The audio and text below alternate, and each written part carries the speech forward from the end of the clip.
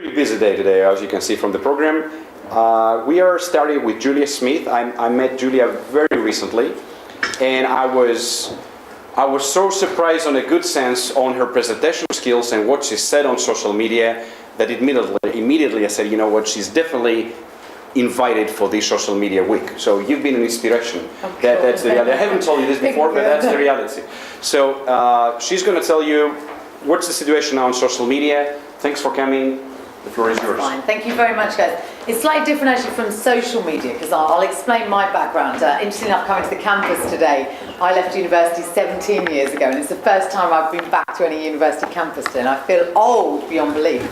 I've worked the last 14 years in digital media in various roles, from running Mirror Group newspapers, digital, associate newspapers, all of those kind of roles, agencies, launching interactive TV in Europe, various roles. But so much has changed in the last 12 months in our industry, and I specialise in digital media, and I'm currently head of AISH, working at the Internet Advertising Bureau. So I'm not here to talk to you about what I do actually, because AISH is the trade body that represents the likes of Microsoft, Yahoo, AOL. It's all about brand safety, but that's kind of not the issue today. It's actually going to be talking about, there's a lot of acronyms today because our industry loves acronyms. My little piece of advice to you, when you leave this course and when you go to get a job, just set up a business, give yourself a 3-letter acronym, and boom, you're an emerging platform. It's just brilliant. It's the way to do it.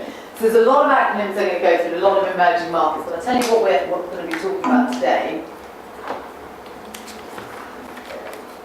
It's going to go through the agenda.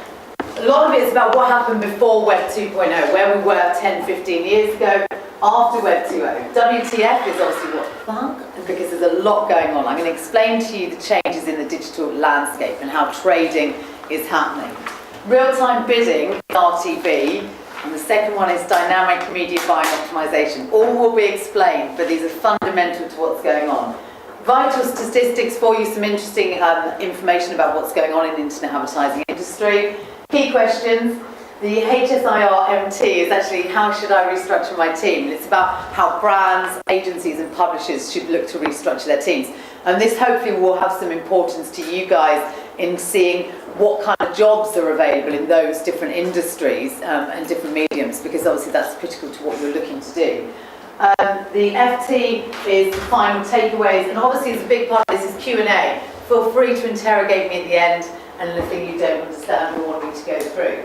Let me start as to what happened when I joined in digital media. The world was a simple place within trading. What you had was you obviously had publishers on one side, on the sell side, and advertisers and agencies on the other side. Very simple way of trading. But it changed in about the year 2000 when the ad networks came into play. And obviously the ad networks is my core bread and butter. They're my industry. The advertising networks, what they do is they work either on behalf of the publishers to be their exclusive representation, or they sell off their remnant inventory. So they became a pivotal part of how we trade. It changed slightly then, about 5 years later, that the ad exchanges came in. So you had the likes of DoubleClick Ad Exchange, which is owned by Google, and you feel ever so far away, I'm going to have to keep walking back, and Right Media Exchange. And an ad exchange it's actually a platform where you levy a fee for a trade. So the buy side and the sell side will go into the exchange and say, I'm looking to buy this, and the seller will go in and say, well, I'm willing to sell at this price. And the two marry themselves together in the simplest possible term, that way of explaining it. But there's a huge amount of sites on there. DoubleClick Ad Exchange has 500,000 sites on their exchange. Right Media has about 400,000 sites. So there's a huge, vast amount of inventory being traded. That all changed in the last 12 months. Having worked in this industry 14 years, I've seen more change in the last 12 months than I've seen in those 14 years. And this is what has happened.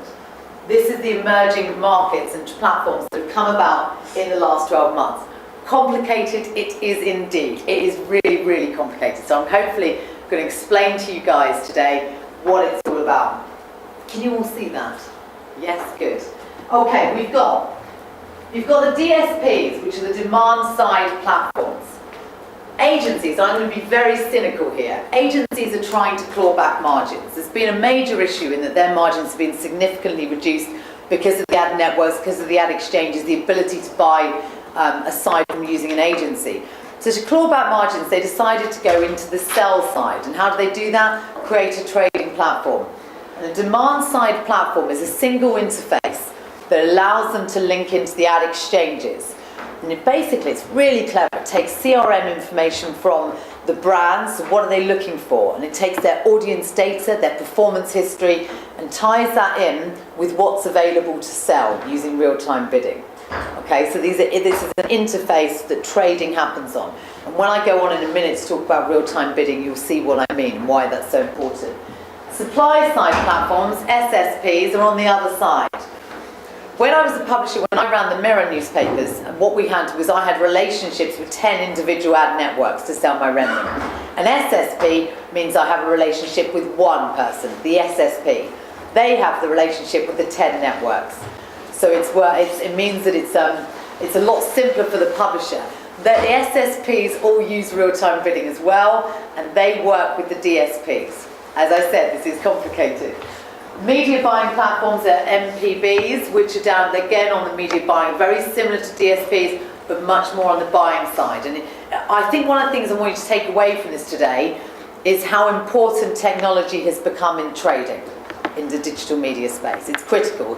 Every single one of these is no longer people behind it, people selling to people. It's all about technology, talking to other technologies.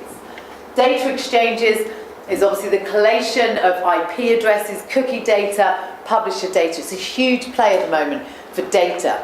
Publishers are desperately trying to ensure they retain that data.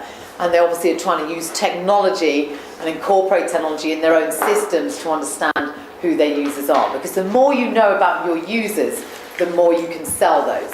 And it is critical for real-time bidding to be able to go into. So that's what I'm going to come on to. You've also got within that, you've got retargeting, trading platforms and other entities as well, but that's not quite as critical today. One of the issues, and I spoke when I met Dr. Moustakas at the NMA, was to say there is a real danger that this industry could do this. And I don't know the sound on this, but if it will work. There we are. Implode completely and utterly, because what's happened is CPMs, which are the value in which we trade on, cost per thousand. When I was starting this, it was about trading on £50 per thousand impressions sold. It's down to about 50p, and probably less in America, about 25 cents, I reckon, is the going price. Now, you think about the original slide that showed a buy and a sell side getting £50 per thousand, and you look at then that previous screen in which you had suddenly a lot more mouths to feed, and yet the CPMs have gone right down. So there's a real risk that no one's going to win. And a lot of these companies will have to actually disappear, unless one thing happens. And there is a good side to this for our industry, which is nice big smiley faces, yay, ode to the 1980s, is the fact that if all these businesses do what they say they can do, which is retargeting, being able to target the right user at the right time for the right price, then you've got some real monetary value, and then CPMs can go up. If you've got the ability to know who that user is and target them directly on that, if you understand who your buyers are and what they're looking for, and you don't have to use people anymore, you're able to trade, again, the costs can go up. So there is a success story behind this if we rely on the fact of looking at what is at the heart of it. And right at the heart of this is real-time bidding. And I'm going to explain a little bit about what this does. So, real-time bidding is linked into all of this, and it's a buying method that enables advertisers and buyers to basically buy the highly targeted impression at the right time. It's simple in its essence, is the ability to say, I'm selling this, and I want to buy at this, and the two marry. We used to sell on, you'd buy, say, 100,000 impressions on the site. The site would sell itself. So if I was again at the mirror.co.uk, or maxim.co.uk, I would sell the site to my agency. Well, now I'm going in selling something different. Now I'm saying one user on that site equals £50. Another user equals £30, another user equals X. And you're actually able to really break it down by the users. I'll just come on to the next slide to explain it a little bit more.